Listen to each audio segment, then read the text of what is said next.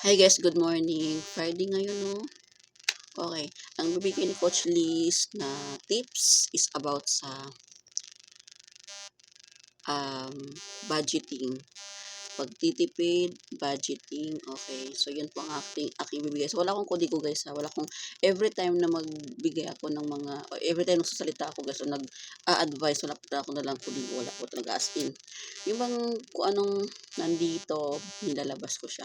Minsan talaga o nag-una dito. Hindi ko na maintindihan minsan kasi kapag nagle-lecture na ako guys, ang dami na ano dito, ang dami na pumasok dito, pumapasok, tapos nag-scramble na baga. So pagdating naman sa pagsalita ko, nailabas ko naman siya, pero yung bang hindi talaga akma dito. Ngayon dito, mahirap siya, pero pagdating naman sa ano, mahirap din ibigkas. Kumbaga na-scramble, scramble. So anyways, tulad ng sabi ko, Friday tips ngayon is budgeting at saka um, ano nga ba yun? Budgeting tsaka saan na ba tayo? Ayun na nga. So anyways guys, ano nga, medyo hindi ako okay ngayon kasi meron akong dalaw. Ano yun naman, sakit na kabaihan. So sige, start na tayo guys no, about dun sa mga pagbabudget. Okay. Kung ikaw nanay, ako ginagawa ko na to eh. Natuto na ako guys, natuto na ako. Kasi dati kasi, every time na namimili ako, wala akong dalang sulat, wala nakalista, hindi ko sinusulat yung bibilihin ko. So pagdating doon sa groceryhan, dampot dito, dampot doon. So yun, maling gawain. So una, bago ka lalabas ng bahay, kung mamimili ka, kumain ka muna. Kumain ka muna. Bakit? Pero pagdating doon, hindi ka gutom. Pero pagdating doon, hindi ka bibili ng pagkain na kung anong gusto mong bibili kasi busog ka nga. Pangalawa, magdala ka ng tubig. Para hindi ka bumili doon ng mga inumin. Kasi once na bumili ka, once na mabawasan yung pambili mo, so ma-out budget ka na, hindi mo na mabili lahat. Okay? Kumain ka, dala ka ng tubig. Okay? Pangalawa is, ilista mo yung mga binibili mo. Mag-take down ka, ilista mo para pagdating doon sa groceryhan, kung ano yung nakalista doon, yun lang ang bibilhin mo. Wala na iba. Kasi naka-budget ka nga, di ba? Budgeting yung pinag-usap natin dito. Budgeting. Okay? Pangalawa, kung kasama mo ang anak mo, sa bahay pa lang, kausapin mo na siya. Kasi itong bunso ko, si Pauling, lagi naman nakikita, kasama ko yan lagi, no? So, sa bahay pa lang, nag-uusap na kami niyan, na bawal ka magturo, bawal ka magsabi kung anong bibilhin, pakainin mo muna yung anak mo bago ka lalabas ng bahay. Bago ka mamili, pakainin mo yung anak mo, babaon naman ng pagkain, babaon naman ng tubig. Pero pagdating doon, kung ano mahingiin niya, sasabihin mo na meron kang baon doon, may tubig ka doon. Kasi once na pahayaan mo na siyang turo, kung hayaan mo lang yung anak mo na basta ng turo, ibili mo na ng bili, wala ka ring wala ka ring disiplinang ina. Hindi mo ginagawa yung dapat ay tama dun sa anak mo. So pakainin mo, kausapin mo mga sa bahay kung ano yung bawal, kung ano yung hindi dapat gawin pagdating doon. Kasi yung anak ko, ganyan yung ginagawa ko. So, nakikinig naman siya. Pagdating doon, wala. Sunod-sunod lang siya. Yung lakad-lakad lang. Tapos nag-i-enjoy pa siya sa akin. So, pangatlo, huwag tayo maingganyo sa mga sale na hindi man importante. Ang pinaka-focus mo doon is yun lang nakalagay sa listahan mo. Okay? So, iwasan naman natin yung maingganyo guys sa mga sale na yan. Hindi naman ganong importante no sa atin, kundi naman talaga. At kahit tayo sa mga bae guys, once na makikita natin na may pera ang wallet natin, bili tayo ng bili. Kaya ako, pansin nyo, alam talaga ng mga kamami ko niyan na hindi talaga ako mahilig magdala ng pera guys. Yung wallet ko guys, puno yan pero wala yan laman. Alam mo kung ang laman ng wallet ko? Kondom. Kondom lang laman ng wallet ko guys. So may kondom yan guys. Oh, makikita nyo yan. Meron lang kondom pero walang yan. Puro lang yung mga ATM, cards, may band-aid. Yung ba't may band-aid ako ito? Kasi si Pauling kasi, laging nadadapa sa may band-aid yan. Pero wala kang makitang pera na papel dyan. O kondom, makita ka ng kondom, may kondom dyan. May kondom. Kondom yan ha. Kay Mr. yan, 2024 pa tong kondom na to, pero di ko kinuha. O di ko ginagamit. Yan dyan, sabi ko sila pampaswerte daw to eh. Pampaswerte daw yun sa wallet. Nilagay ko lang dyan. So kaway-kaway dun sa mga niwala sa kumpare ko. Alam mo kung sino ka. Kumpare ko dyan na hindi rin mawawala ng kondom. Pampaswerte daw yun sa wallet guys. Ayan. Kaya akala nila puno. Hindi yan puno. Papuno po yan sa mga ano lang sa mga card, sa ATM, mga ID namin, mga valid ID. At ito naman, hindi mawalaan ang barya. At meron akong bala dyan, guys. Lagi na, ano sa ba? Yan.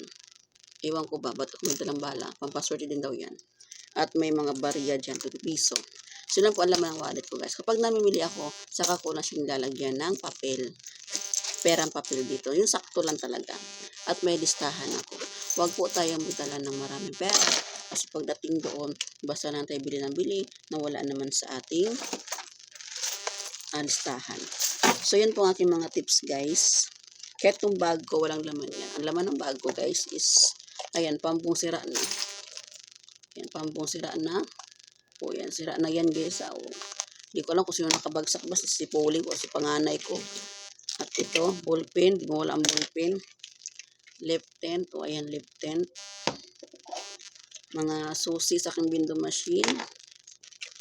Kasi, minsan pumunta yan. Mga susi sa aking window machine yan, guys. Marami yan. At, nail cutter. Kasi po minsan, nalimutan kong maggupit ng kuko kasi lagi mo nandyan. At ito, di mawala sa akin to. Lagi itong, anito, para pambukas. At, pambukas ng beer. So, yun. Laging ready si Coach. So, wala po talaga yung walang pera. Walang pera yung bag ko na yan. Akala nyo may pera. Dadala na ako lagi pero wala yung pera yan. Sabi ng kamami ko, ikaw lang yung negosyante na walang dalang pera lagi. Yes, tunay yan. Hindi ako dadala ng pera talaga. Nagdadala lang ako ng pera kapag namimili o may bibilihin talagang importante. So, yun. Huwag tayo magdala ng labis-labis na pera. Antayin natin pera. Ilabas natin pera sa kung lalabas man ng bahay, ang dali natin ng pera, sakto lang talaga para maiwasan natin yung magbili na hindi naman talaga importante. Iwasan natin yung katakawan, kung matakaw ka na kung ma-out budget ka talaga dyan. Kung matakaw ka, hindi ka talaga makakaipon dyan. Okay lang maging matakaw basta meron ka namang malaking income talaga na makukuha. Walang problema doon. Pero kung matakaw ka na, wala ka namang inasahan talagang income, ang inasahan mo ng mister mo, kain ka na kain mister mo nagtatrabaho. So, isipin mo naman yung kayod ng mister mo. Isipin mo yung pagod ng mister mo, guys. So, ayun. Umiwas sa walang problema sa mainggit. Meron kasing dalawang klaseng inggit, guys. Inggit ka kasi wala ka niyan. Inggit ka kasi gusto mo magkaroon ng ganyan. Pero inggit na yung bang nasa mindset mo na, wala akong ganito, kailan magkaroon ako ng ganito. Pagsikapan ko, gagawa ko ng paraan para magkaroon ako ng ganyan. Well, meron kasi inggit na, ano ba yan, yabang-yabang lang, ganun mindset ba, papayabang lang, kaya pinapakita ng ganun. Hindi, hindi mo masisi ang tao kasi meron talagang taong ganun mag-isip, na, porket pinapakita mo isang bagay, ang mindset nila, nagyayabang ka na, hindi ho ganun yun. Okay? Yun ang mga taong mga negative thinker. So, iwasan mo yung mga taong negative thinker. Kung meron ka talagang goal sa buhay, iwasan mo yung mga taong ganyan mag-isip. Iwasan mo yung taong masiba. Iwasan mo yung taong para shopping. Iwasan mo yung taong mga, sabi nga nila,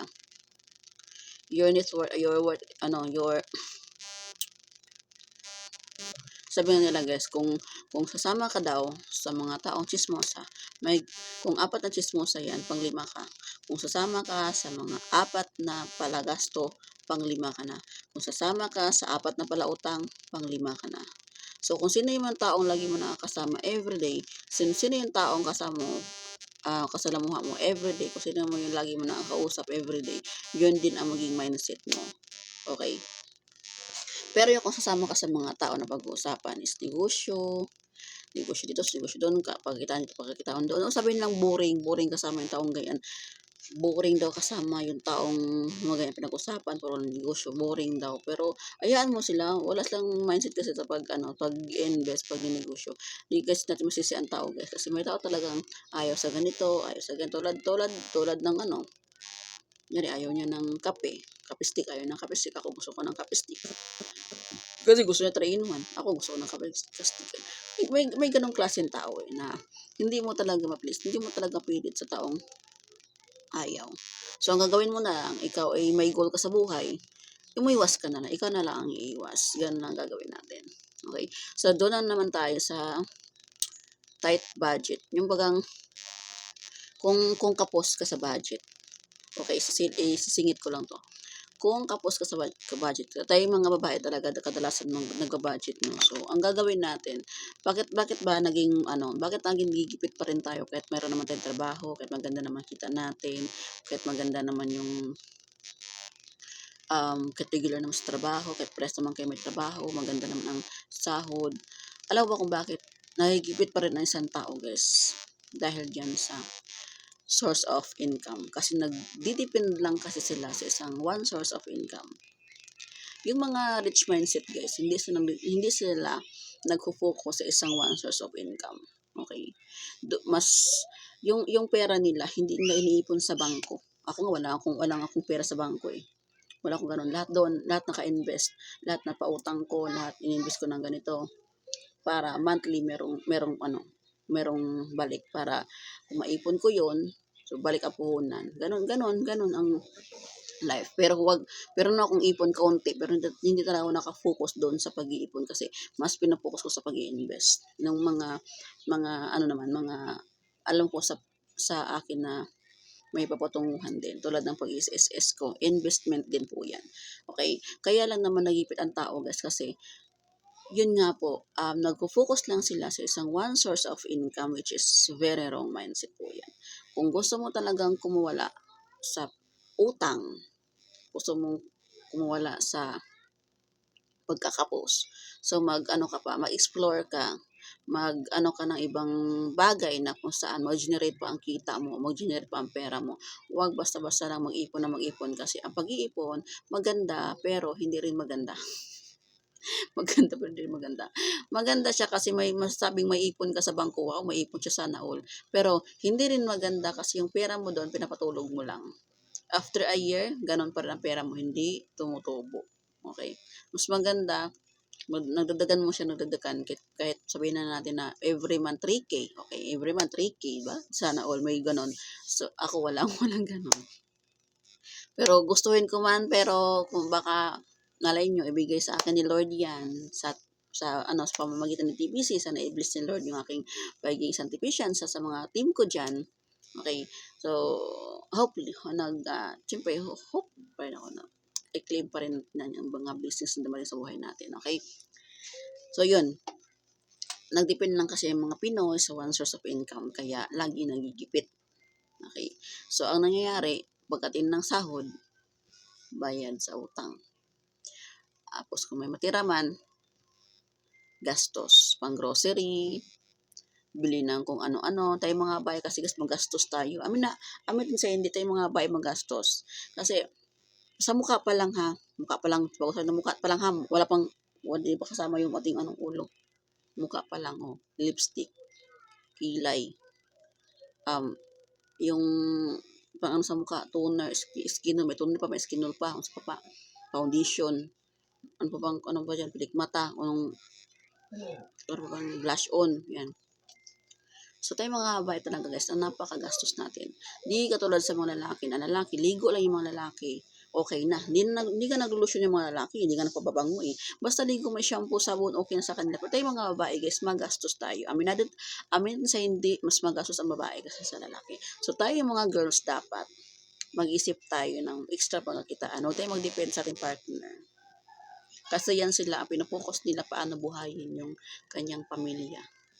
Kung kaya mo naman magsikap, ikaw babae, pagsikapan mo na magkaroon kayo ng extra income kahit sa bahay lang. Okay? So yun, I hope na matutunan tayo guys sa aking sa aking share ngayon. I hope may matutunan kayo. konti. Kung wala, okay lang din. So, next vlog ulit tayo, guys. Maraming salamat sa mga nanonood. Maraming salamat sa mga nakikinig, sa mga tumawad dyan. Hindi ko alam kung meron ba kinutunan. Basta yun na yung share ko sa inyo, guys.